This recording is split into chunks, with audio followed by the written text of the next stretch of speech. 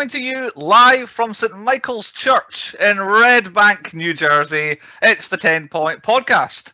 My name is Bruce, and though it'll go without saying 10 minutes or so into these proceedings, but the 10 Point Podcast would like to state that this episode is, from start to finish, a comedic fantasy not to be taken seriously. To insist that any of what follows is incendiary or inflammatory is to miss our intention and pass undue judgment. And passing judgment is reserved for God and God alone. That goes for these two film critics too. First, he's the first of many revamps we call 10 Point Wow, and we will unveil the rest over the next year. It's the Buddy Chris. Snooch to the motherfucking nooch. And secondly, if he had a dick, he'd go get laid. It's Andy. I got that one. Oh. You got the bad one. This is the first of my little interferences with trivia, but partly that line was only in the DVD version. If you saw the film in cinemas, he said, "If I had a dick, I'd go masturbate," was the line, and they changed it for all DVD and home video versions. So yeah. That's a strange one. Allegedly, the best I could find was that masturbation is shown as being more unchristian than just having sex. So it's always a worse thing for him to go do if he was a real human. Anyway, we are the 10 Point Podcast. Welcome to the 10 Point Podcast, episode 99 of the 10 Point Podcast. Some of which are numbered, some aren't, but in the terms of ones that are numbered, this is number 99. You can find us at 10pointpodcast.com and wherever you get your podcasts, and you can find us on YouTube. Just search for 10 Point Podcast on YouTube. You get us over there as well. Give us comments underneath, give us likes. Please subscribe to the channel. Money, we're running out. And you're fucking dry. For your podcast apps, you can contact us on Facebook and on Twitter, 10 Point Podcast on both of those. Use all letters, no numbers, 10 Point Podcast. Send us messages.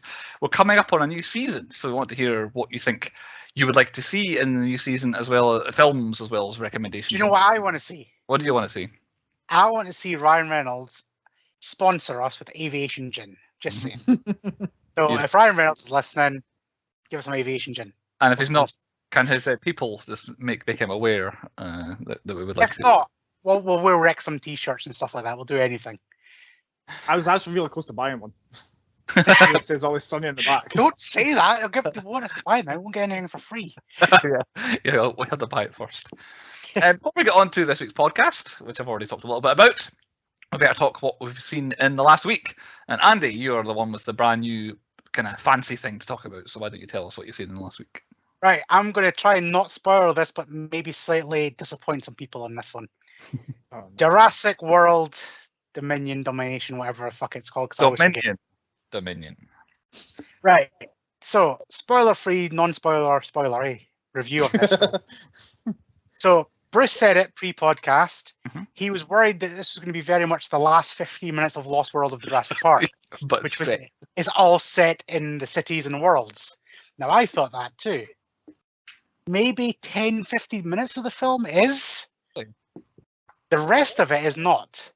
However, the rest of it probably does not feature as many dinosaurs as one may think there is dinosaurs in this film. And the dinosaur. It, however, does feature gigantic locusts. Oh, okay. All right. And that is as much as the spoilers I'm giving you, but the entire story of this film does not center around dinosaurs. Oh no! Oh god! Which annoys me a lot. Yeah. It's great seeing Sam Neill back. Jeff Goldblum is bigger and better than Jeff Goldblum ever was in Jurassic Park. He is like Dr. Malcolm 1000%. Right. Sam Neill, everybody that comes back is brilliant. However, all the new cast suck balls. So your Chris Pratt, your whatever she's called. Yeah, they all suck. Like, that's pretty much where I suck. Even like dinosaurs, you reckon, like, they suck. So I always find that nostalgia trumps remake or whatever it is. Those bits are brilliant up until giant locusts, and that's all I'm saying. Okay. But don't go into this expecting dinosaurs because you'll be sorely disappointed. as I was saying to Andy, I did not bother with it this week because literally the chart of my enjoyment of Jurassic whatever movies is gone on a very very consistent downcline. I guess it would be whatever the opposite incline is.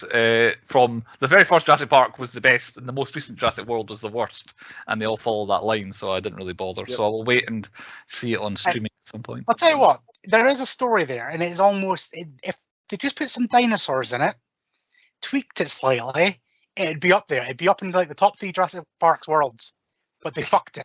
If you can not spoil it for anyone who doesn't want to be spoiled on it, it says it's the culmination of the Jurassic, whatever it is going to be, you call it. Does this film end, or is it we might possibly come back with something else? It 110% ends it. Right, good. Okay. That's good because Like, I was it worried does end, but if they do more, they're fucking with everything. No, this ends. I'm happy how it ends. Like I said, there was potential there. They almost had it, but they fucked it, and they ended it. And they can't go back now. They've done it. It's done.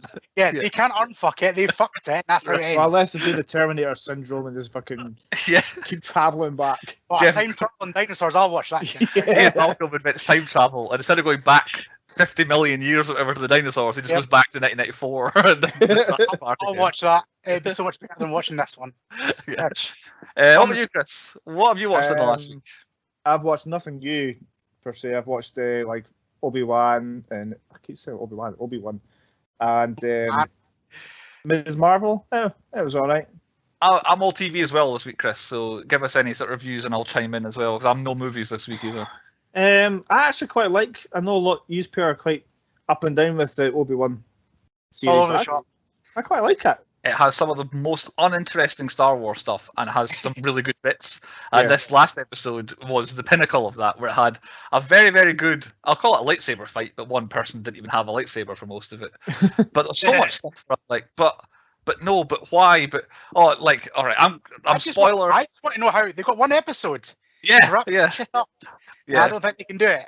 Spoiler for episode 5 of Kenobi, because I'm going to get deep into it. On you go, Chris. I need to have a rant. But without spoiling it, I liked the thing that they did that was from the game with Sam. I think it would be he pulled a destroyer. I like that kind of thing that he did in this one. Yeah. That was in the what do you call it again? The Force Awakens? It's not Force Awakens. That was it. Yes. Force Unleashed. Yeah, Force Unleashed. I like that kind of little draw thing we throw back because it showed his Vader's proper power for once. I didn't notice. Was there actually another ship in the background of that, by the way? Because I never noticed it. Because it looks like the ship's flying away, and he's like this. He brings it back down again. All of a sudden, there's another ship. And I was like, what's that for? That's Force magic right there. Yeah. My rant. I have to. It took me out of it until the lightsaber fight brought me back in again. I could not work out what the plan was of the Empire in this episode. They brainwashed or put the little magnet onto the little droid, so that's not under their control, but it does their bidding for them. No one's got sit there with a controller controlling what little. I don't know. I reckon some guy's there. He's in the Death Star, just chilling. Cool. So that thing either was being controlled to do it, or that was its mission, was to go and shut the big blast door things of where the rebels were. For the Empire to fly 3 reasonably small ships down to land outside of where this hangar was, to try and get through the one door that was now locking the people in. If the little droid robot thing hadn't shut the doors, could they not just have flown in and landed where they all were? Could they not have shot bullets in and blown up their getaway ship? And it's like the whole time I was thinking, why did they shut that? Like, that little robot's doing what they want. Why did they do that? They've made it harder for themselves, and then they spent the next 20 minutes shooting at this door for ages. And then the lightsaber just cuts a hole in it, and then they get in. It's like, you could have done that at the beginning. It's like, what are you doing? The Empire is a shambles. Well, yes, that's why they lose. That's why they lose, yeah. This episode seems to have been hurt by the fact that a gigantic twist in it that I think everybody had worked out the first time they saw the third sister. And it's like, yeah, this had been a film, like Andy says, that might have had a bit more weight because you haven't been thinking about it for the last 3 weeks. That the third sister might actually be that, although they kind of telegraph it immediately in the series. But yeah, I've always said she was the problem, and I now fully think that her character has been an utter waste of time. because her whole reason for existing seems to have been to get Darth Vader alone so that she could do what she wants, and then finally gets him and does the old like that. That's the worst thing about lightsabers. There's no sneaker. You can't go stab. You have to go zoom, stab. Yeah. There's definitely ways to do it, but considering Vader can read pretty much everybody's mind, you're fucked. Yeah. And again, he'll be, what was it, Obi-Wan definitely double crossed her. He'll be so distracted by me, you'll be able to sneak up. And it's like, well, where are you then? It's like, oh, you're flown away in a ship at the time. It's like, it's hardly distracting when you're off the planet. But yeah, I had major problems with it. I still think it should have been 3 hours. It needs to be a film. Yeah, it should have been. Where was I going next? I'm saving my best for last. We're going to go Miss Marvel. I was a bit iffy for the first half, but I really got into Miss Marvel second half, and I thought it was a really good episode again. I'm into it. I enjoyed it. But changed the power slightly. Like they've mentioned like Terrigen crystals and stuff like that, and like the Agents of Shield, another thing. But they've given us some like cosmic band thing, which isn't what our powers are. That's the only thing that's taken out of it. You can see why, because they don't want to make her Mr. Fantastic very much. Yeah, I suppose, yeah. But yeah, my only criticism of this one is the first one I really liked. There was just enough of kind of ethnicity in it. This first half was very much shove it down your throat. Yeah. It's like I don't need that. I was quite annoyed that like the fifth protagonist, like her mate from school who might be a relative of hers, they gave her a storyline, and I'm like, I'm not interested. Like, who is this person? Why are you giving so much time and effort to her? And then by the end, I'm like, oh, all right, that's going to be significant to a certain extent.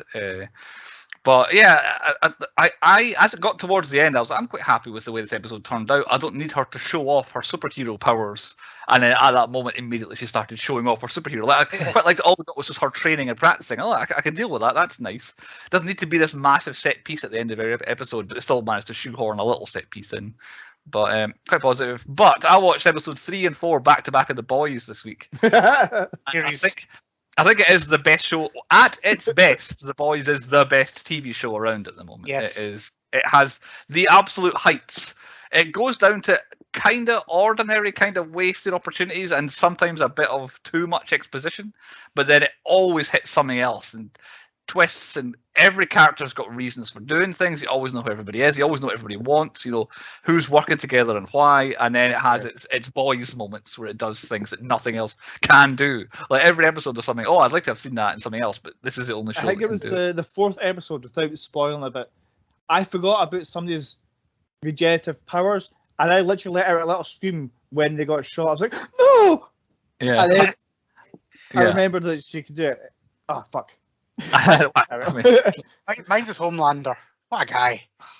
He might be the best villain on television. He absolutely nails it. He's like, you kind of start to like him, like trust him a little bit, but he just, every single thing he says is like, you're a dick.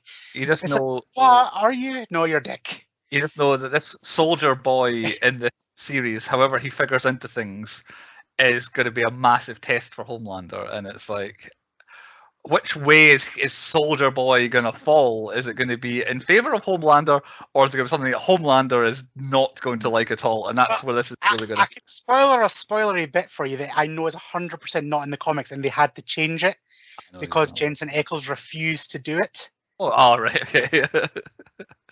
In the comic book, there is a couple of pages in the comic book where Homelander butt fucks Soldier Boy. Right. Well, that might still happen. And Jason Ackles refused to be part of it if that was going to be in it, and they apparently said no, it's not. It's a different Soldier Boy. Don't worry. Yeah, he's Winter Soldier Boy rather than Captain America Soldier Boy. Yeah. The other thing I think that I found that they changed, because like Andy knows, since season 1 I've always liked Black Noir. There's just something about this enigma of a man. So I wasn't especially happy when they revealed like that he's not an enigma. Like, this is him and who he is, and then very quickly dealt with that. But apparently, again, in the comics, the reveal or whatever, I don't know how it comes out, and I read any of them. The comic says that he's actually like a clone of Homelander, that something bad happened to. And I'm like, now that I know that, I kind of wish that is what happened. Like, I'm not against who it is. I'm hoping we'll still get that somewhere. Yeah, at some point there'll be this masked clone of Homelander, but I quite liked it. But yeah, The Boy, and I watched it, I think, an hour after it came out, so I've had to wait a whole 7 days. It's not even ready yet for watching another episode of it. So yeah, dying to get back into The Boys. It's my favorite thing on TV at the moment is The Boys. Agreed. Right then, we better crack on. I've lost my place in my notes. On to the reason for the podcast this week. And the point of the podcast, on point number 1, is the 1999 adventure fantasy comedy drama Dogma. I'm not sure I agree with all of those genres that this is put into, but anyway, definitely a fantasy comedy. Brought to us by Miramax International and View Askew, that we've covered before, doing Clerks. That's the thing we've done before.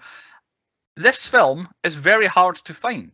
It is barely anywhere. I forgot to bring it with me, a Film 4 DVD of this. So it's like, it's a red box with the poster on it, and it's got Film 4. When you put the DVD in, it's Film 4 and all that sort of stuff.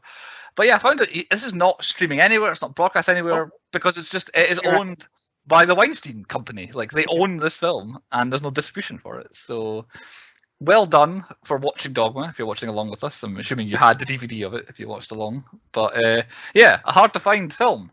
Also, fun fact, this was originally almost a Disney film, but Disney didn't want it. It might not fit themselves now. Yeah, it might not fit. It might end up on Disney Plus eventually. We'll see. Written and directed by Kevin Smith, famous for writing Clerks 1 and 2, Chasing Amy, and then he made Dogma after that. We've covered him before when we did our Clerks episode, so I won't go too deep into Kevin Smith. Stars as Bartleby. I had to kind of figure out who the stars were of this film. So as Bartleby, we've got Ben Affleck, famous for being in Dazed and Confused Mallrats, Good Will Hunting, and Armageddon before being in Dogma. Since then, his most famous roles: Pearl Harbor, The Town, Argo, Gone Girl, and then he was Batman in a few things. Anything I've missed off that Andy usually shouts at me what he's actually famous for, or was it Batman this time? I covered it. Batman, all really right. bad Daredevil. I feel like Daredevil was fine. Yeah, I suppose he's kind of famous for that feeling. I suppose Good Will Hunting made him famous, and then as a movie star, he made Armageddon. I think that's probably like where he is mostly known, and then the disaster that was Pearl Harbor. Co-starring with Ben Affleck as Loki, Matt Damon, who I think we've never done before. I could not find any evidence of us doing Matt Damon. Yes, before. we have. Oh, right, okay. Well, get into that. Yeah, it was. I forgot that film we did. Right, I missed what you said, so I'm looking forward to later on. Matt Damon, famous for Good Will Hunting and then being Private Ryan, spoiler, in Saving Private Ryan. That was before Dogma. Afterwards, The Talented Mr. Ripley, that came out the same year, really, but afterwards. Then he's in the Ocean's Trilogy, The Bourne, Quadrology, Quintology, whatever it is now, The Departed, True Grit, Contagion, and then The Martian seem to be the big hits that Matt Damon has been in. Big time movie star. I'm positive we'll hit another Matt Damon movie or two at some point in the future. Not because I've got any plan. I almost picked another Matt Damon film rather than this. Right, okay. And then third, I've got as Bethany, I've got Linda Fiorentino as the third star. She seems to be one of the mainest characters in this. Made her name in Vision Quest and apparently a small but prominent role in After Hours back in the 80s. She was then in The Last Seduction, but then hit her absolute prime by doing Men in Black and then made Dogma back to back. Seemingly, she fell out with Kevin Smith in the making of this, where Yes, she did. Kevin Smith found her very difficult to work with. Have you got any more information on that, Andy, or are you just agreeing with that? Yeah, pretty much apparently just absolutely hated her, and they never talked in anything ever. He wished he got the woman from Mallrats instead. Raffalo to play Yeah. instead, which I think would probably have been a good idea. Yeah, and apparently they only ever talked after Kevin Smith's heart attack a few years ago. That is what I learned too. Yeah, she only ever made 5 things after Dogma. This was basically the end of her Kevin career. Smith killed her career. Yeah, she wasn't even in another Men in Black movie at any point. Like, she was one and done with Men in Black. Yeah, that made no sense because they were setting her up as being his next assistant. And then Yeah. she disappeared. Not in it, so I don't know what happened. Like, I don't know if it's Kevin Smith or maybe it was Miramax, but somebody had some pull in Hollywood and made sure that she didn't get anything after Kevin Smith had a falling out. And they were the main 3 I went with, but most of the cast is familiar faces and famous faces who we may have hit before. But Chris will get into that on point 6, I would imagine. Dogma, made on a budget of $10 million, opened in the US for $8.5 million. Final US gross, $30.5 million. And a bit of digging around the internet, I finally found worldwide gross, $44 million for Dogma. So it quadrupled its budget in terms of money back. $10 million seems light considering Affleck and Damon and that would be big time stars, so they definitely did it as a favour for Kevin Smith. Yeah. It's the classic Jane, Silent Bob Strike Back thing where Ben Affleck says you have to go back and do a favour for your friend. Yeah, there you go. So yeah, I think they were maybe on reduced rates. Maybe Alan Rickman might have got the biggest packet, I think, for being in this potentially. Released on the 12th of November 1999 in America, it was released on Boxing Day 1999 in the UK, which means 2000's awards season for Dogma. Only ever received 7 nominations. It had an 8th for its DVD a year later, but actual nominations for the film, only 7 across all award seasons, award ceremonies. Of the ones that we feature, only 1 nomination, and that was at the 2000 Razzie Awards. Yeah, boy. Nominated Had a Razzie. Nominated for Worst Supporting Actress, Salma Hayek. No, I'm not having any of that. Harsh, I thought. Very harsh, I thought.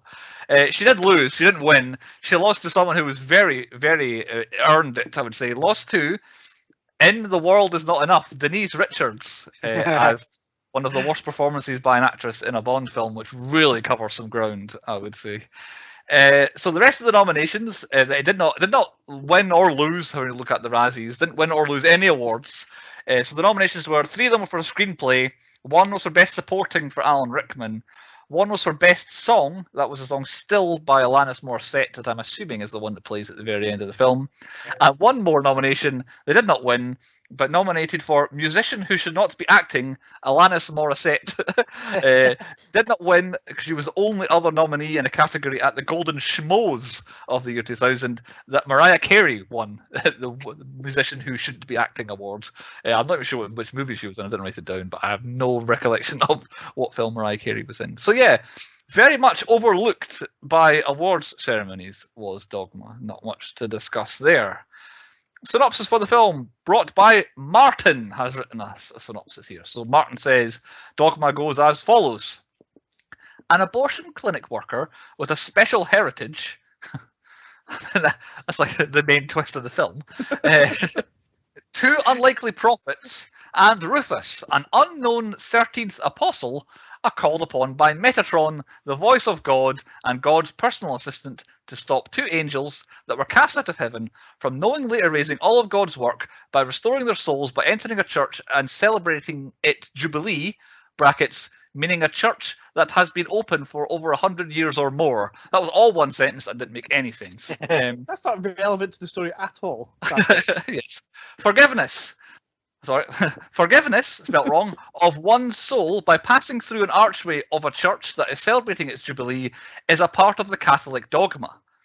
The angels could be forgiven for their transgression, brackets, wipe the slate clean. This would prove God wrong, brackets, fallible versus infallible.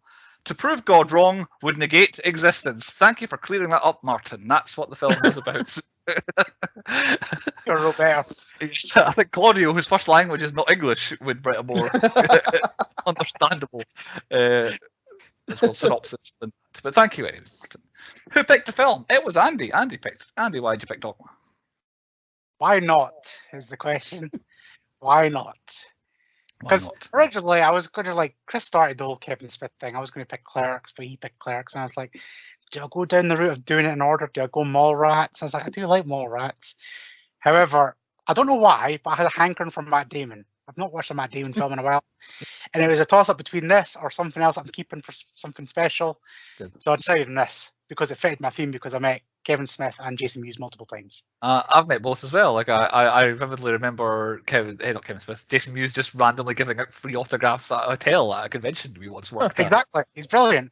And also, like, because Kevin Smith is obviously heavily into weed now, and when I met him, he was heavily into it. I could sense that when I was near him as well. To be fair, when I met him, he actually went away, changed his jacket. He didn't smell as bad as you think he should have. Right, okay. Whereas the Sons of Anarchy guys, fucking hell, you get high walking near them guys.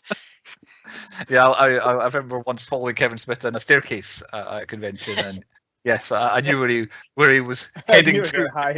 Yeah, exactly. Yeah, but a nice man nonetheless. It didn't yes, very nice. Very nice. Have we seen it before? Sounds like a guy you want to meet. Yeah, it Oh, yeah. was very pleasant. Have you seen it before? I will say this was my first Jay and Silent Bob film. I'd never seen Jay and Silent Bob in anything prior to Dogma, so this was my introduction to these Right. two idiots. Okay. And then I find out, oh, here's Clerks. Oh, it's them again. Oh, they've showed up in Scream 3, and then all this sort of stuff started happening. 100%. I watched Dogma. The same. I watched Dogma, Mallrats, Chasing Amy, Clerks, Jay and Silent Bob Strike Back, and then obviously Clerks 2 in the right order. But yeah, like Clerks was waiting, like, because I refused to watch black and white. Of course, yeah. I'm out. And Yeah. I remember like getting massively into Kevin's. I was like, I love this film. I was like, I love Mallrats. It's like the Clerks X edition, like the 10th anniversary edition. Yeah, I'm that's what buying it. Yeah. And then it was just like, this black and white. Con here. It's like the was it Mad Max Chrome version? I was like, I want the full version. Why have I got this one? What about you, Chris? Is this your first one? Did you say? Yeah, it's probably from Andy as well, because he watched them all and he come to school and said, "Oh, talk about Jay and Silent Bob." I was like, "I've got no idea who you're talking about." He said, "Well, watch this," and I watched Dogma. See, most American kids that are listening would be like giving out weed and drugs and stuff like that. I was giving out DVDs about films about weed. Yeah. You know, he just said at school, he's opened up his jack or something, and goes, Yeah. You want one? This film's like, about. open up his school bag and be like, "Take your pick." That's how I rolled back into school days.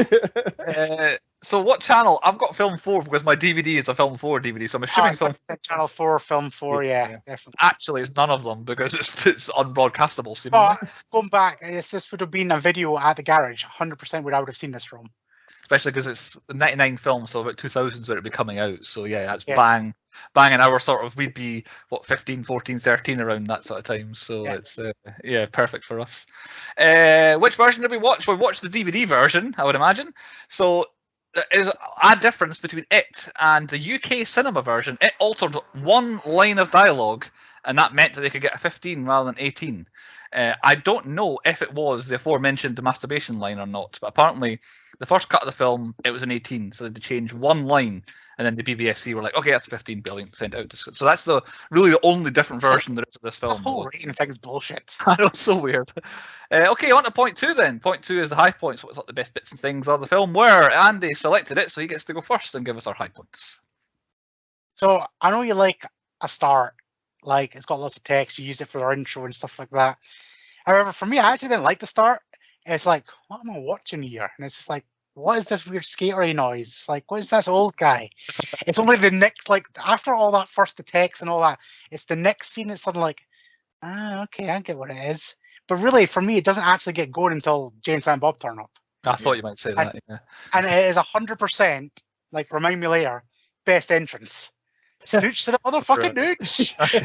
I've got a nomination for best entrance as well, so that will definitely come up. What is this whole snooches thing? Because I've seen a lot of Jay and Silent Bob films. I've definitely not seen them. I've not seen Chasing Amy, and I think there's another one I've not seen. But they're always talking about snoochy boochies and all stuff. Like, what is this? Is it a reference to something? Is it? Do they ever? It's just Jason Mewes' language. This is literally how apparently he talked. Right. Okay. Genuinely, like originally in the Clerks, like Jason Mewes was obviously going to get he was obviously going to get recast, but Kevin Smith wrote the part for Mewes. Yeah. Because that's what he just randomly said this random shit. So it's just him. Like everything you see about Jason Mewes is him. That's just what he does. Yeah. I was going to say, I'm not got it as a high point, but the beginning bit you mentioned with the outside the skee ball with the fly hockey players, every single time I watch this film, I'm like, oh yeah, that guy, he's significant.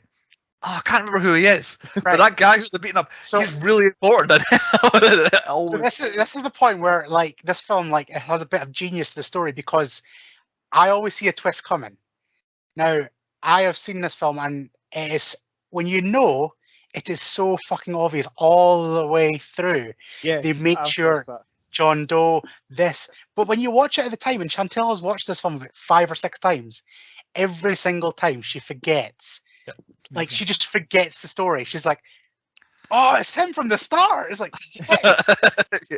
And I don't know how, but it's so obvious that it's in your face that you forget. Yeah. It's weird. It's weirdly done.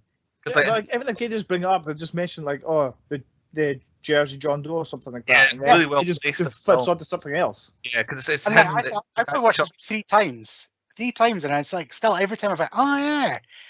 And it's like, I didn't catch me at this time. I was well on it. I was like, that's right. Even this time, I was like, oh, that guy's important. I can't remember why he's important.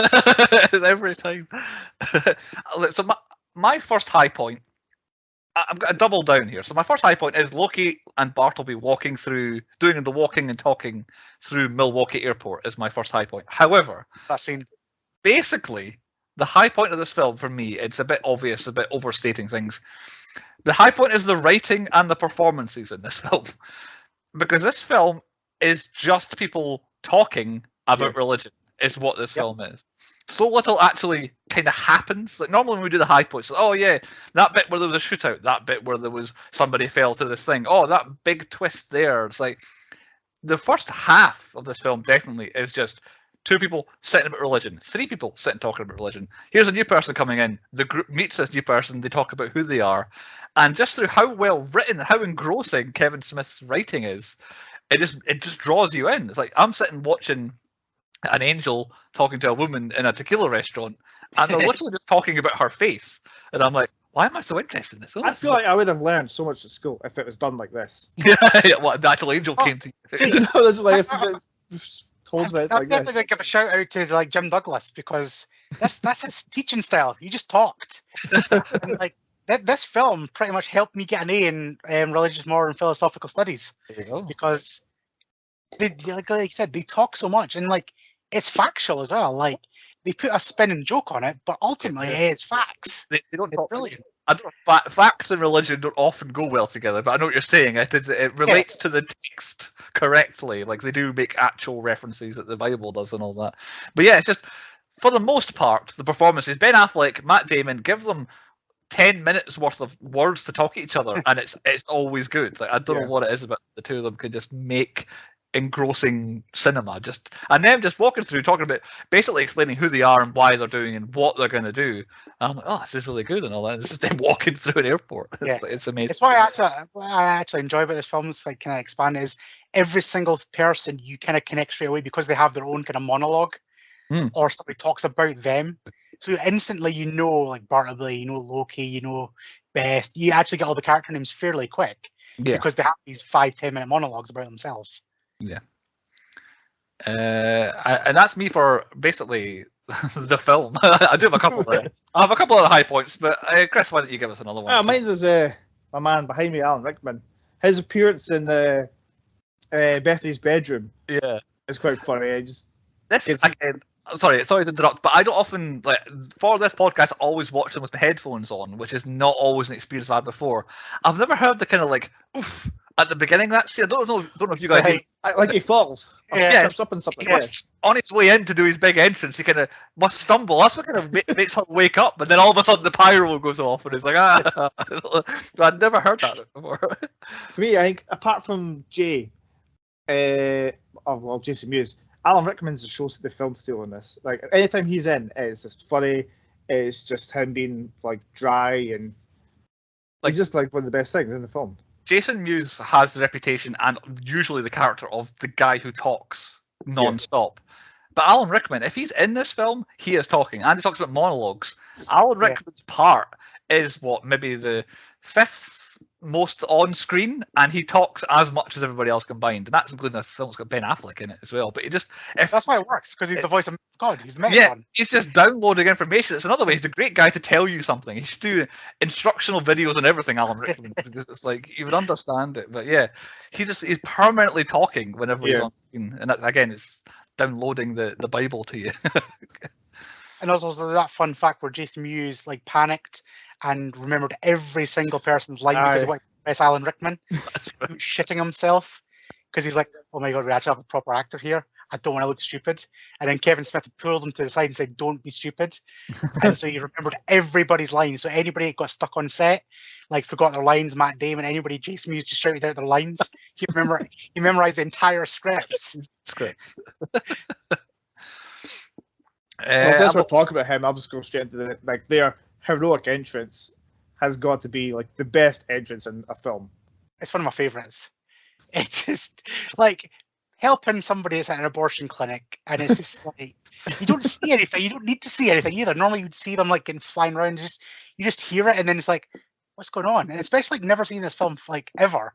It's like what? Like I'm drawn into these two characters straight away. I don't see what they're doing. Who are these heroes? I would love just to see the script of their monologue, because anytime Jay's like speaking to Bob, it's hilarious. It's like, what's it? I know they're people things, but we really kicked their ass, didn't we? Yeah. He's like again, we all know why Kevin Smith plays Silent Bob, because we covered it on Clerks and all that sort of stuff. But the fact that it's like Jason Mewes does talk for the two of them at all times, and like he holds up conversations where it's him and Bob, but Bob never talks. It's like he has to say the line, but also wait for Bob to do his silent reaction, then react to that, and then pretty much then repeat what his actions meant. And it's like, so he's acting for two people at the same time. Like he's like by no means a professional actor or trained in any fashion to the best of my knowledge, but he's very good at doing what he does, and the fact that he knows the entire script for everybody kind of helps. Yeah. My next high point, when the film starts going a bit slow, when I say it's going slow, you've just had all that action, and then suddenly Jason Mewes doesn't know how to change gear, and then suddenly you get just a naked Chris Rock just falling out of the sky. Like, and it's not even just that, it's just the fact that he's talking about it, and then Jay's just like, I want some big naked titty women falling out of the sky. Yeah. It's just like the comedic timing of just things happening, and once again it's just Jason Mewes like. There's a bit just before that when they're in the diner, and he's they say, "Oh, you're not gonna have sex with us, so we'll just get up and leave." And he stand up, and she goes, "No, wait, I'll scream rape." Just quick like that. I've just got Jay discusses the overrated John Hughes movies. Just his John Hughes monologue. He's just the ones that I don't think are that great. But him and Silent Bob explaining why they moved to what was it like Sherman, Illinois. He always says Illinois as well. And the whole again monologue of him saying what all these films did and meant, and all that the illusions of grandeur basically that these films painted. I very much loved him. Just anytime anyone talks about movies, they have my attention. Hence how we do a podcast. Chris Rock's my next standout. Just appearance. Just even his like once again, this could be a film where just best monologues. Yeah. Just falls out, explains who he is, explains about the 13th Apostle. And I'm like, yep, believable straight off. I'm not going to question that. Yeah. I'm okay with that. It's not. It didn't annoy me enough for it to be a low point, but I'm just going to mention it here. It's one of my questions. It doesn't really fit in a high point. Did I miss? Now, please tell me if I'm wrong. I'm prepared to be very wrong. Did I miss why the apostle was even involved? Like, where did he fit into the story? Genuinely, I think it's just he wanted to change the Bible. He found an opportunity that he can get to the last scion that she would have some pull. Right. Okay. And get the Bible changed. So he decided to drop down from heaven to help her quest so that he could get the Bible changed. Right. Because he was never like the Metatron never said that he was going to be coming, and he wasn't working for the bad guys or any other side operation. I feel like he just found his opportunity to make some changes, and he took his opportunity. Okay, to get in the good graces, as it were. So yeah, I just it got to the end of the film. It was basically as the four of them were going off into the church together. I was kind of like, why was the apostle involved? I couldn't really remember. But yeah, okay, it was for his own good, but he's also a good guy. It wasn't like he was being selfish or anything like that. It was pure randomness that they met serendipity, isn't it? As well, Salma Hayek. Yeah, I didn't go into the strip joint that she was there. Yeah, she didn't. Like, I was going to question about her as well. Like, did we really need her? Yes, you always need Salma Hayek in a film. But yeah, she does become quite important towards the end. Like, she's kind of like... I fell in love with her because of that scene. It's one of the best stripper scenes I've ever seen in a film. It's the song as well. It's just G just going like that, hands up the money. That's my next high point. It's just the kind of characteristics of it, and them just playing against the Bloods or the Crips or whatever gang it is. I think Reds is Bloods, or at least that's the suggestion. I think. And then just become part of it, and they're all a big happy like group. Oh, no, they're not. They end up having to run the gang because the rest all get wiped out by a giant shark. which brings me smoothly on to the next thing, the shit demon. I don't know why, but I always like the shit. I like not the actual shit demon, the story of the shit demon, how the shit demon became about. Like obviously the Romans crucifying everybody, and it's all the shit and excrement that come out.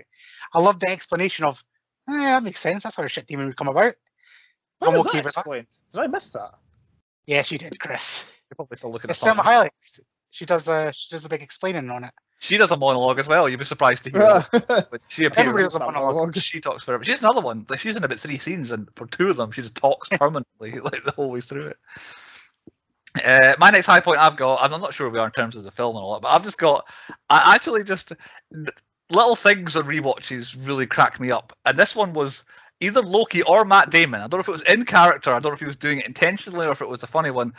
His fake smoking of the joint on the train just absolutely broke me with it. And I don't know why. It was just whatever he did as his performance just absolutely just tore me apart, and I just could not stop laughing. Just him being kind of like shifty with it and all that. Yeah. And then anytime Jay said something or did something, he then copied it immediately after, as if that's what I'm supposed to do. And it's such a small bit of the film, but I really enjoyed it. I don't know why. I found the gun salesman. He was quite funny. They were like, as soon as you go into him, it's like, we call this one the fecal nature. Because when you point at somebody, he will shit his or herself. It's like little bits like that cracked me up, and they're like talking about this thing, going, it's no flaming sword and stuff like that. He's standing What was it saying? Outside of soccer, what was it said? It was like genocide. It's or something like that. Very consuming of it. It's very tiring or something like that. Yeah, it's like the hardest thing someone can do outside of soccer is genocide. Oh yeah, physically. Yeah. I like that thing. I've only got one more high point, which is I've got a couple more, so I'll do one of my other ones. So this film gave me my only religious thing I have in my house, and it's this bad boy, the Bloody Christ. Because who'd like that whole monologue? Once again, another monologue. Who wouldn't want this as your mascot? Like, it's genius. It's better than Christ being on a crucifix. It does give people the willies. Whereas this guy, he looks happy. I would support religion with this. So, Bloody Christ. Very good. It's to me, it's the icon that lasts longest out of this film is the old Bloody Christ. Like when I think of this film, I think of maybe a couple of scenes, but I always think of the Bloody Christ with his point thumbs up. It's always good. Any more high points? You can go for it. I'm out. I've got the finale at the church is the last high point for me. I suppose the thing with Loki and Bartleby, but after that, I just like the last 10 minutes of this film all just kind of works. It brings on like every bit of the story, like Jason Mewes, and he's 5 minutes left to live, and he's going to shag her. I had no idea what was happening. I really like that. It's like that callback's good. The skee ball, the thing that all happened through it, that all works.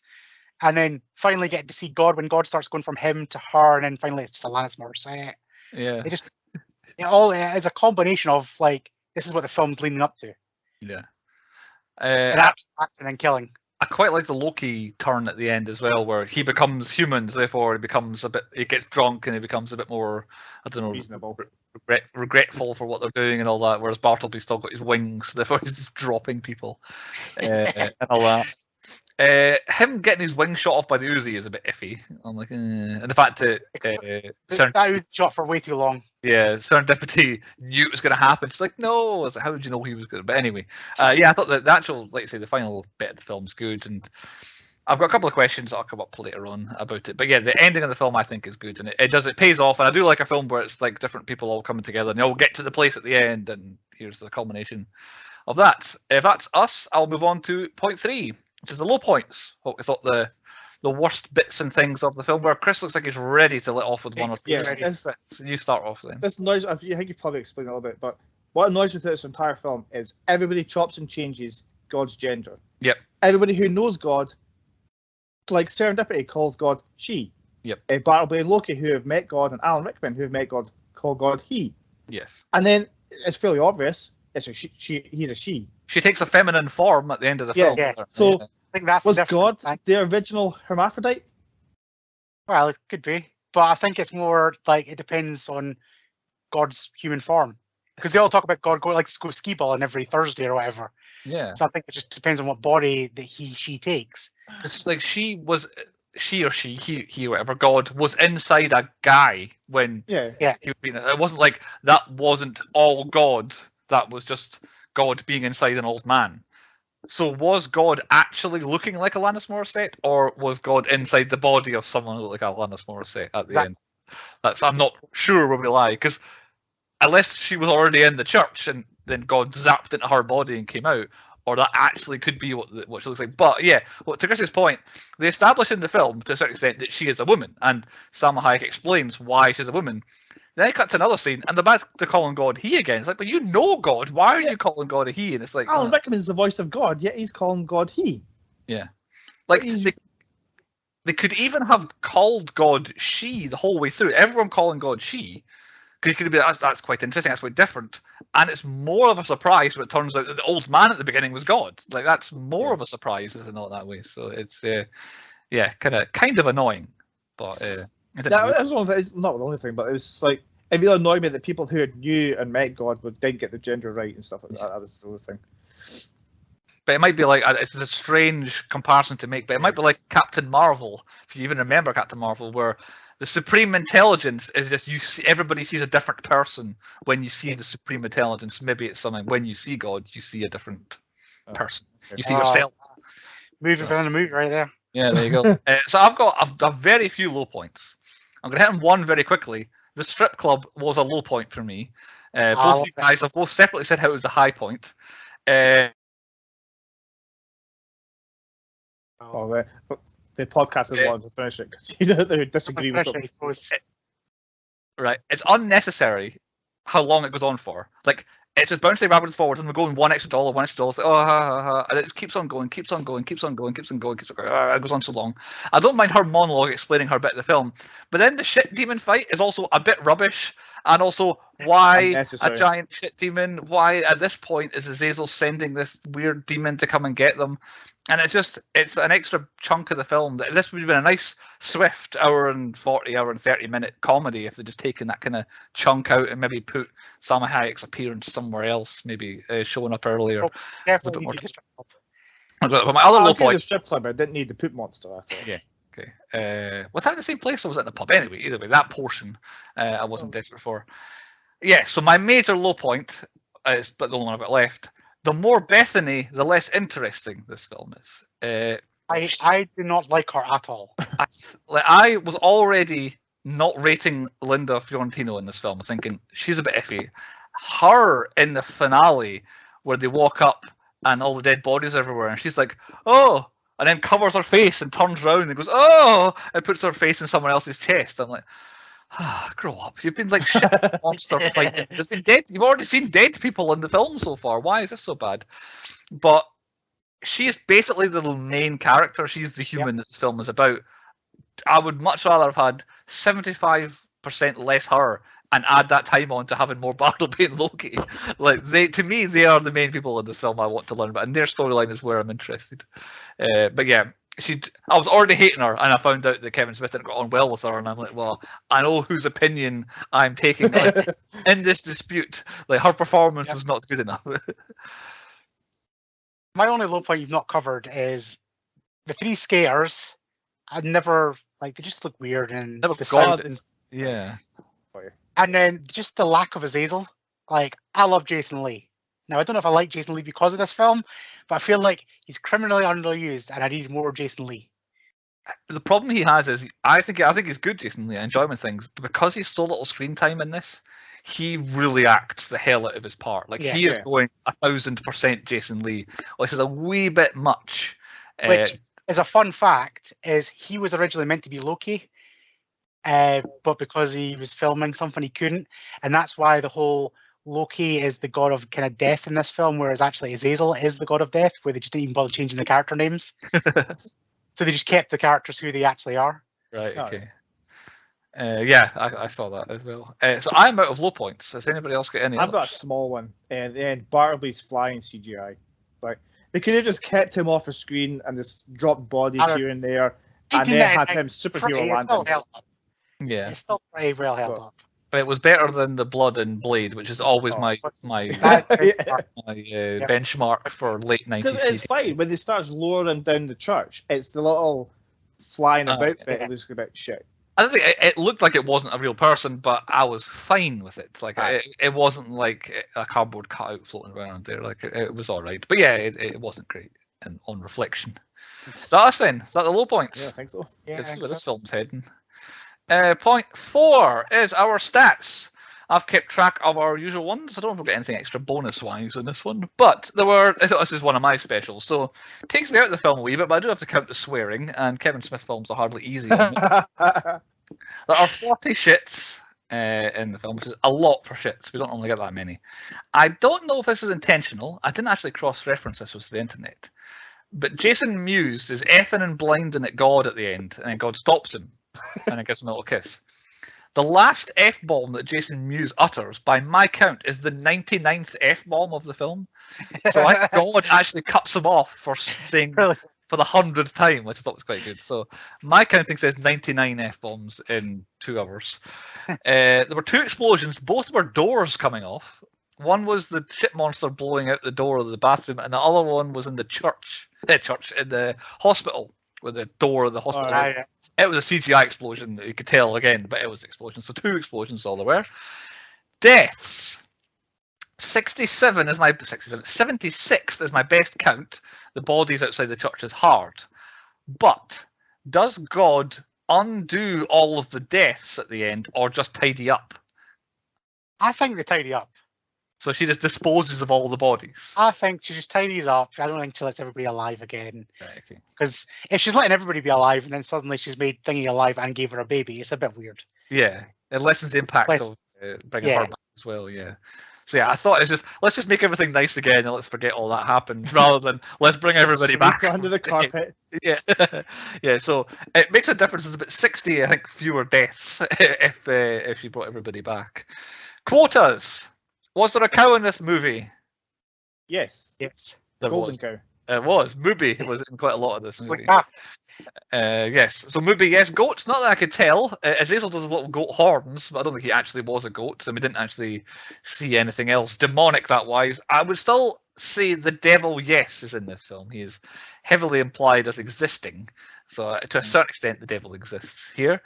And no dead animals, though, I think. I don't think any animals were actually killed that I can think of. Defecation, yes. There's a dead fish. Oh, there's a dead fish. Well, yeah. I suppose it was dead. Yes, the Golgothan, is that what we call it? The ship monster. So yeah, we got to squeeze that in.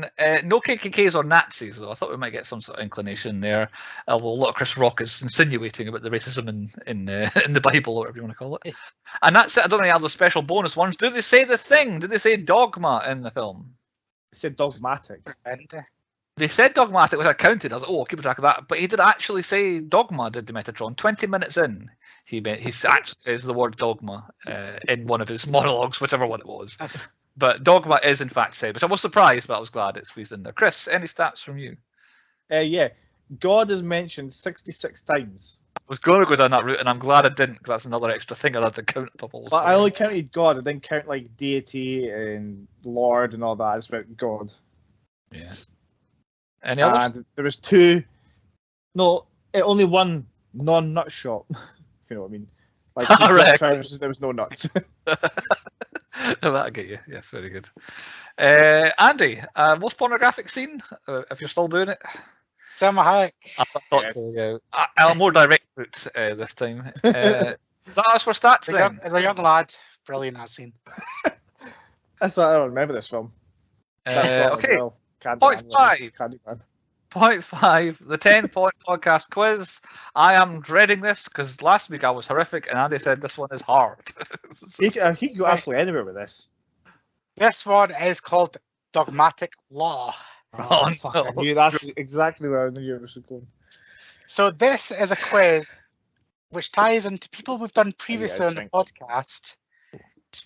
However, will relate to some kind of religious theme, whether they be an angel, demon, God, devil, Satan, whatever. Mm-hmm. So you'll get it as we go along. Okay. So we'll go with Chris first. Here we go. Rachel Weisz stars alongside Tilda Swinton in the film Gabriel. But who does Tilda Swinton... Oh shit, I fucked that right up. Yeah, Tilda Swinton plays Gabriel in what film? Constantine. Yes, correct. See, it is easier than you think, but sometimes it can be hard. Jennifer Aniston and Jim Carrey star alongside Morgan Freeman, who plays who in Bruce Almighty? If I follow you, Morgan Freeman plays God in Bruce Almighty. Correct. He plays Right. God. These are tongue twisters and things. Right, we need to follow the chain, do we? Right, You have okay. to follow the chain, but I can change up at any stage. Oh no. So, Chris, Peter Dinklage Wait. and Kathy Bates star alongside Whoopi Goldberg, who plays God in which film?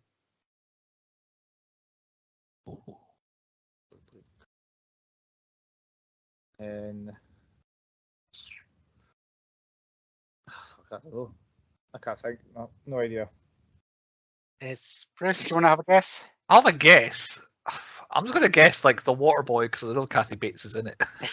No, it's a film called A Little Bit of Heaven. All right. Never even heard of it. Bruce. Mhm. Meg Ryan stars alongside Nicolas Cage, who plays Seth in which film? Now, I looked at all the Nicolas Cage films the other week. I'm going to guess City of Angels. It is City of Angels. Chris, you need this one to keep up. John Hurt stars alongside blank in this 2014 film. So who plays Hercules? The Rock. Need more. Dwayne The Rock Johnson. I'll take it. And Kevin Hart. Was that the rest? Usually, It was Kevin and Hart. more. Bruce. Kevin Bacon stars alongside God, Rob Zombie, who plays God in which film? Oh, Rob Zombie is God. Kevin Bacon film. Rob Zombie is God. I have no idea. Do you know? Or have you got a good guess lined up, Chris? Oh, me. Chris. Yeah, you were looking kind of smug as if you knew. Kevin Bacon film where Rob Zombie is God. I don't think I've got an like. I don't know. The Hills Have Eyes or something like that. Something Rob Zombie did. Not The Hills of Oh, that's Eyes. No, interesting. Chris. Nah, I've got no idea. It is Super. Eh? That's that film with the thing from The Office. The Ah, Disney one. I've seen Yeah, I that. know. How big is Rob Zombie in that? Please God. Isn't it? Plays God. I'm gonna Who's next? Chris. this. Brendan Fraser stars alongside Elizabeth Hurley, playing the devil in which film? Dazzled. It is Bedazzled. Bruce. I heard the B. I didn't hear the B bit of the dazzled there, but give him it. Jack Black, Kyle Gass, and Ben Stiller star alongside who that plays Satan in Tenacious D and the Pick of Destiny? I would say Dave Grohl plays Satan. It is Dave Grohl, yes. See, I told you these are all people we've previously done. Yeah. Chris. 3-3 at the moment, after even number of questions. 3-3. I've lost my thing. Look, I was trying to find a difficult one. Easy one. Arnold Schwarzenegger stars alongside Gabriel Bryan, who plays What? Satan in which film? Gabriel Byrne. Them two. End of Days. It is End of Days. That one. I knew that one. Chris, Bruce. Me. Liam Cunningham stars alongside Sam Worthington, who plays Perseus in which film? Whoa. Okay, right. Oh. Clash of the Titans. It is Clash of the Titans. Oh. What's the scores? 4-4. I'm for even number of questions. Okay, right. Chris. Richard Schiff stars alongside John Travolta and plays the Archangel Michael in which film? Michael. Damn it. It is Michael. I knew that one as well. Bruce. Anthony Hopkins stars as Odin in which film? Several. I'll say Thor for a start. Thor. Yeah, I was going to say it's another one. Right, so you're both even. Even questions and even scores, yes. Right, so this is a buzzer. Whoever gets this one wins. Right. Jack Black is in a movie that features the demon Azrael. What is that film?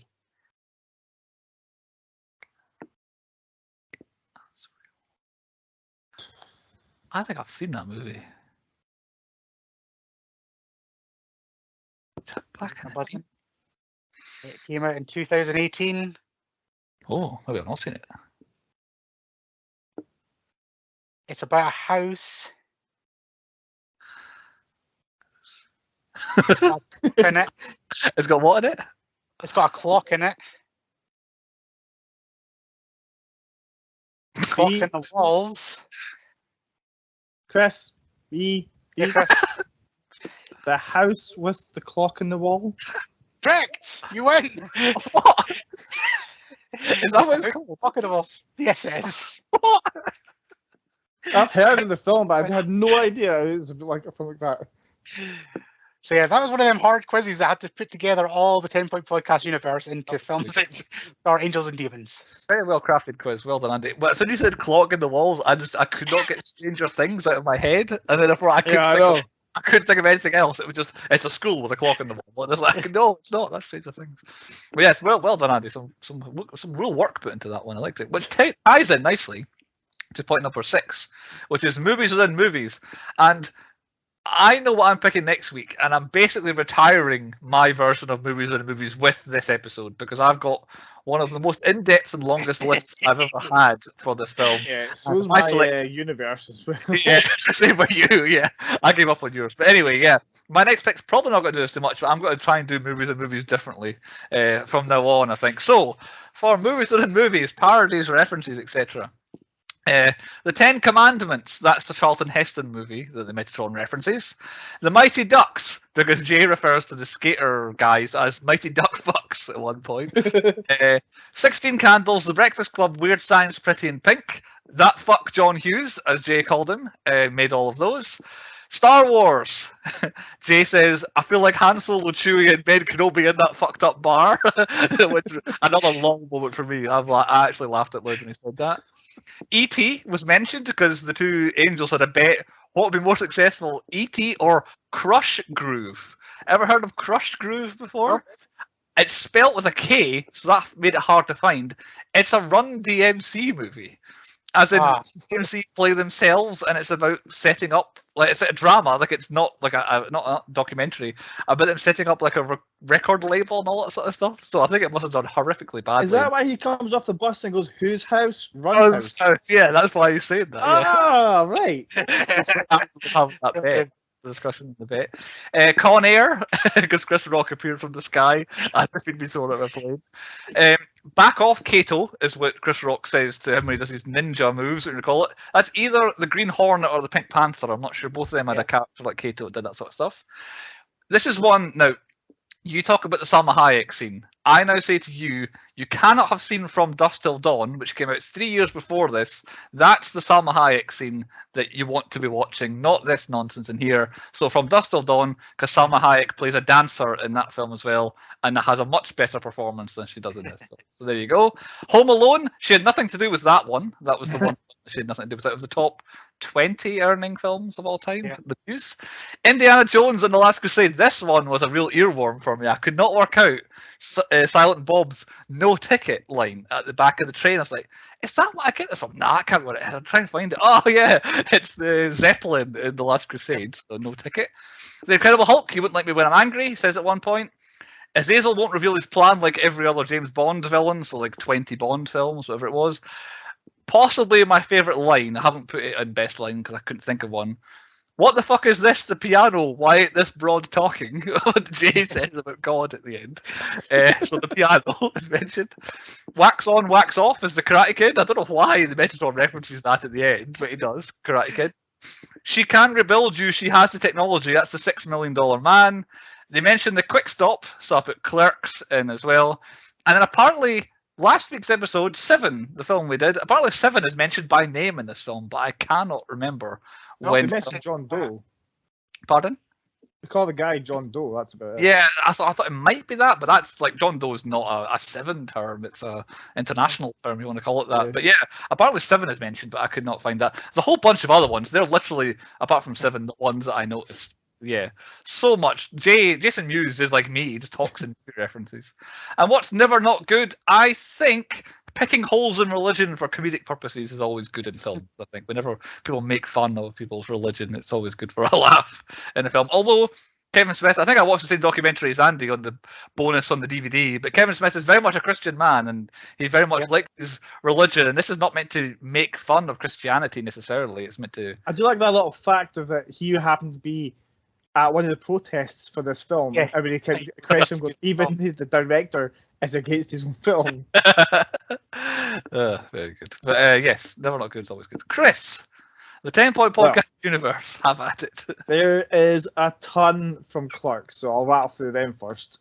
So we've got Vincent Pereira, who is simply uncredited in this. He was hockey goalie / engagement savvy customer in Clerks, Right. whatever that is. Yeah, I remember. Ernest O'Donnell, who was a reporter in Dogma, was a trainer in Clerks. A trainer? Trainer. Apparently there was a trainer. I've got no idea. Sure. A lot of these I can't remember. Worth Yeah. of shit. So, Kimberly Loughran, who is the girl in the elevator who they're talking about.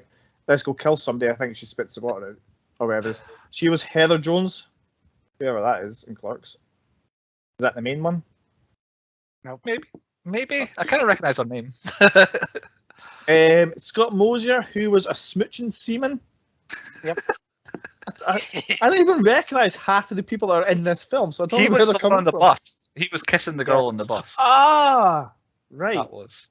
How did you know he was a seaman? A seaman? Or was he just...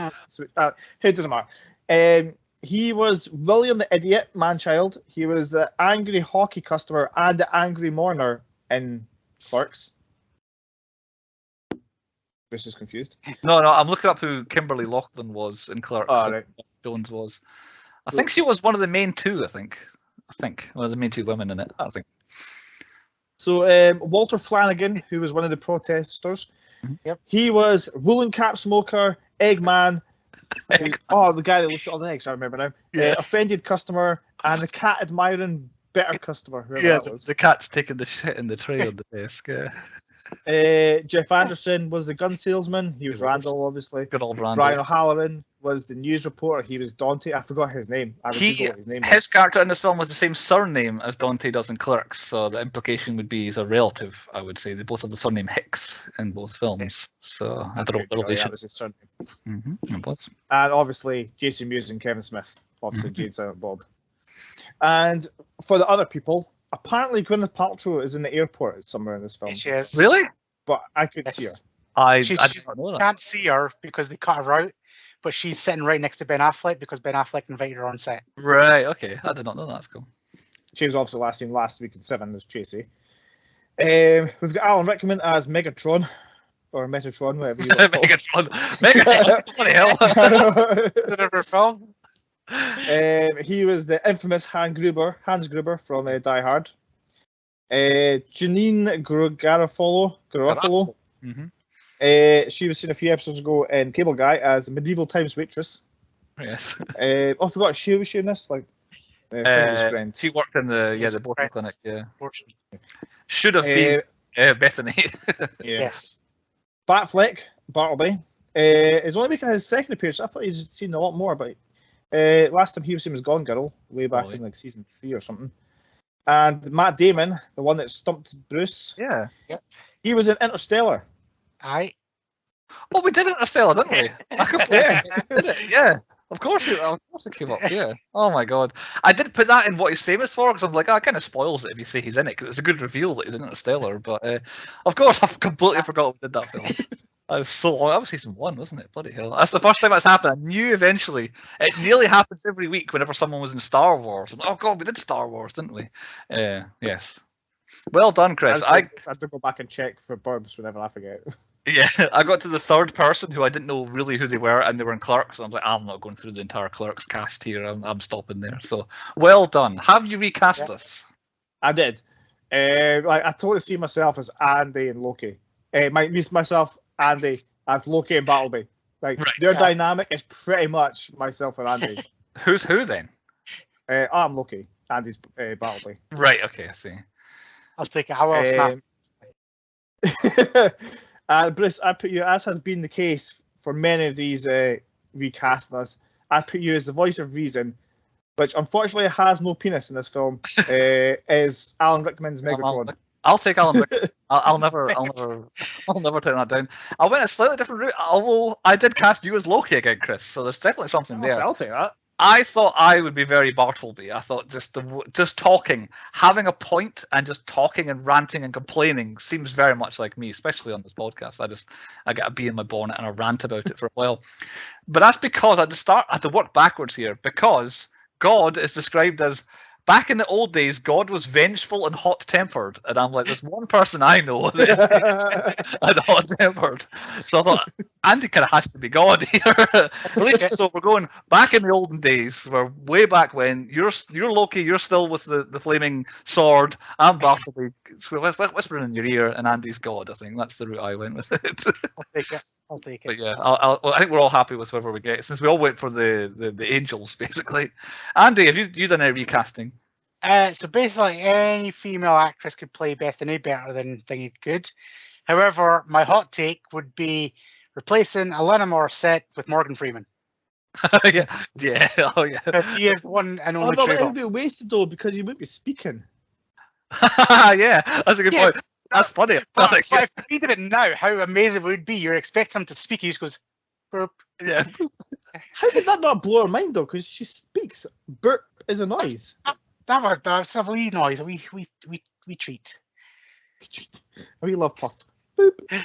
I did kind of want to see the, like, spoiler alert for those who haven't seen Doctor Strange. I did kind of want to see the God Black Bolt version of God actually speaking, and just you won't get that yet. They got Black Bolt in it. Ah, well, you have to wait and see. Spoiler.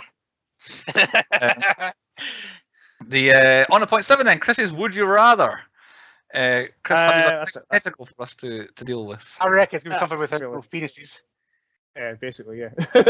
Like, would you rather be a normal person as you are now, or an angel so you can fly and basically never die, but you can't eat and drink and you have no downstairs? Nope, I'd be normal because I like to eat, drink, and have it downstairs. Every angel doesn't want to be an angel, so therefore that tells me being human is the best, I think. Yeah, so, exactly. I mean, I don't think I could sit up in heaven and just watch people have sex or masturbate like all of them seem to do. But yeah, I can't think of anything else to do as Would You Rather. It's getting harder and harder to do a Would You Rather. there weren't any real change it. hypotheticals either. Normally I pick up a hypothetical to go, well, I'll ask that if Chris doesn't. But yeah, I could come up with any either. On to point 8, nominations. I don't have hunters, so I'm willing if someone has a few they want to rattle Best off. entrance, Jane and Silent Bob. Well, I went for not Bartleby. I went for the Metatron for the best entrance because it was close between him and Jane Silent Bob, but I went Jane Silent Bob eventually. I'll be shouted down because you guys both said Jane Silent Bob, so I'm happy with that. What's the Michael Pena Award? Pretty much any person in this film. Like, they all hell of a Michael Pena's. They do. I went for Alan Rickman's explaining how Loki and Barbie got banished. Fair enough. I'll take that. Specifically. Yeah. I would have went for the airport scene with Ben Affleck, Matt Damon. Yeah, that's tough. Oh, that's a tough one. I don't know if I can break that tie, to be honest. I didn't have an opinion, really. Because, again, Jason Mewes, like, the whole way through, is just rattling stories about him and Silent Bob. To be fair, Jason Mewes is like Michael Pena Award at the end when he's explaining what he's seeing. Like, it's a fucking shame. Yeah. What's in the back of my head? Yeah, that's a tough one. Any others? I'll spoil that one. On you go. Best death. I'm gonna go for. for that one. I forgot about that. I'm gonna go for Ben Affleck's head blown off. I think it has to be Bartleby. Yep. I think I got much more. I'll think about it. Chris, why don't you tell us yours? Well, I was going to pick Alan Rickman for this award, but I've gone for Jason Mewes as best actor because he has to get it. Like the ability to just rattle off so many lines flawlessly at the speed that he does it needs to get recognised. I had Affleck and Damon. I feel like I can't split the two of them because they really work off each other really well. I'm kind of in between both of yous. Yeah. Oh, it's a Muse, Ben Affleck, Matt Damon three-way here. Yeah, it's a difficult one. I don't have anybody for this, but since you've badmouthed her that much, I'm going to put Linda, what's it called, Fiorentino as worst actor. Yep. Oh, I've got her. Yeah, worst acting, Linda Fiorentino. I've got her. Yeah. I don't have anything as best cameo. It would have to get one set, really. Everybody else is in the film, where she's really Yeah, the I'm indifferent to her. same. Yeah. My best plan was Loki and Battlebeast's plan. It's an absolute banger and almost worked. It really does work, and it kind of only doesn't work. The only reason it doesn't work is because of my worst plan, and that's Loki's little killing spree. Like, they would have made it to the church with plenty of time if he hadn't stopped to kill people. Is it? But the thing is, I'm just realizing that is it their plan or is it Azazel's plan? It's Azazel's, yeah, Azrael's. It's his plan. He wants to just kill him. Because he sent so I had Bartleby's plan down as what I would call it, but just thinking about it, 100% his plan. He's fed up of being a demon. I think the plan in the film is the best plan nomination. I'll go for that. I'll work out something to call it. Can't remember if this is an award or not. Best team, Jane, Silent Bob. Yeah, I went for that too. Cool. Yeah. My best twist was near the end when Jay picks up Bethany. You think he's taking her to safety, but nope, he actually wants to fuck her. 5 minutes left. I forgot all about that. I don't know if the best twist is the coma guy, because every single time I do forget. Like I remember that. It has to be the first guy you see is God. Basically, it has to be the best twist. Really, I'll concede it, but I remembered that it was him. Don't have worst twist, best cop, worst cop. Best anime object, the Bloody Christ. There we go. Yeah, I hadn't thought of that. Percent that wins. Got best entrance. And my best quote is, like, there's so many, I've already mentioned it, but when Jay's about to leave the booth and Beth says no, he just goes, "I'll scream rape." I don't know why. It just cracked me up. Because you use that all the time. My best line, I don't have a best line. Like I said, the one I said earlier, plus I'm saving another one for moral of the story, so I'll keep that in my pocket. I think you've mentioned every single thing. I always have the fecalator. But I thought, it just cracks me up, but he goes, "I'll scream rape." I think the only nomination I've got that must not be mentioned, I went for, because it's a low populated award that's probably going to get binned. Most obvious name, I just went for Jay, because like it's him, he's playing himself. But yeah, we've pretty much covered all the rest. Hard one to nominate our awards. Doesn't seem to fit particularly well. There isn't really a best Bellend. I don't think Azazel's good enough to be best Bellend, and Bartleby isn't necessarily a Bellend the whole way through. So yeah, it's quite tough. In some ways, Loki's the best Bellend because he's a good baddie, as in he's actually doing the work in favour. Oh, yeah, that was it. When he goes his little killing spree, he gets up to her going, "Yeah, you're a good person, but you didn't say fucking bless you." Yeah. I did like him doing his leaving and then coming back in with the gun, and then he says his bad line, and then Bartleby making fun of his terrible line. I quite like that bit of the film. There we go, a lot of nominations anyway. So on to point 9, the moral of the story. I'll crack on with my one, which is a quote from the film. If there's not a movie about it, it's not worth knowing. I think that's the moral of the story here, because they just talk in movie references the whole way through, and also it's a good line. Andy, moral of the story. Life is a series of moments. Very good. Oh, quite poignant from Andrew for once. Yeah. Oh, it's because Affleck said it. Chris? Yeah, there's nothing worse than watching a fat man weep. Another J classic. Definitely a lesson that we will learn. On to point 10, the 10-point rating. We rate the movie out of 10. Andy picked it, so Andy goes first. So, like I said, this is one of my first it was my first Jay and Silent Bob film, and it was the thing that got me hooked on it. It does have its flaws. It seems to be long, like for no apparent reason. Yeah. But every single line, and normally I hate monologues, I want more action in that, but they just work. So it kept me glued in enough. But yeah, I absolutely hate the woman. So this is what it brings it down, but it gets a 9. A 9 from Andy. Does that lose some extra points for being a Weinstein film? No. He owns it. Anytime you talk about it, it's his money in his pocket. I'll go next. Family company. We'll go in order alphabetical. So I almost echo what Andy said. I meant to say earlier, I mentioned this to Andy beforehand, that I'd forgotten half an hour of this film. This film was 2 hours long for some reason rather than an hour and a half. And I remembered up to them being on the train together. And then for me, the film then, they get off the train and they're at the church. There's a half hour in between where they come off the train, they're in the woods and all this stuff. And I've now, right to this moment, forgotten what happened. I think Azazel gets them and captures them. I've forgotten all that stuff completely. So that tells you there's a bad chunk of the film there, basically. But it's not aged tremendously. It's a wee bit kind of dated now, but it's still very good. And like I say, it's engrossing stuff. The actual so well written, and the actors, with the exception of one, are really good in it. So I'm giving it an 8 for me, Dogma. An old favourite of mine, and it's a cult classic because it's so hard to find. Chris? It's a weird film to rate because, like you said, there's not much of anything that happens. There's just a lot of talking. But it's when they're talking, it's just really funny because they're like just bouncing off of each other, and it's just flows really well. Like you've mentioned, there's that blip in the middle where it's completely forgettable, and you can just cut that out, and it save yourself like half an hour to an hour. But it's like you said, a cult classic. I enjoy this film, and it gets a 7 for me. 7 from Chris. Jay and Alan Rick will steal this film for me. Yeah, a very solid 8 out of 10 from us there. Then we all graded it about the same. Yeah, thumbs up. Yeah, not often that like I don't know. A kind of an absolute talkie, like there's not much going on, gets such a rate. It works for it. Yeah. Just Kevin Smith's very good at writing things. So I don't know. I've not seen the newest Jay and Silent Bob, the reboot, but I feel like he doesn't quite. It's clever, but it's not the same old stuff. He doesn't quite write the same way as he used to. Yeah, seems to be. Because he's fucking high as a kite now. Oh, I guess there is that. So Andy's theme for the season was people he's met. He met Jay and Silent Bob. Any others? Was that the only ones you'd met in here? No, I think I was the only ones from this film. I think so.